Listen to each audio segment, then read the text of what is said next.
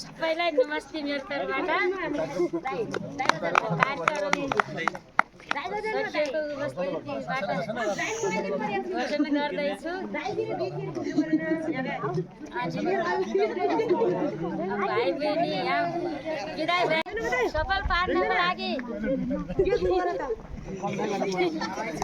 अनि जिन्दगी बनाउनको लागि मोबाइल फेसबुक चलाउने कोही भाइ बहिनीहरूले कोही केटीहरूसित पनि धेरै मोबाइलबाट कुरा नगर्ने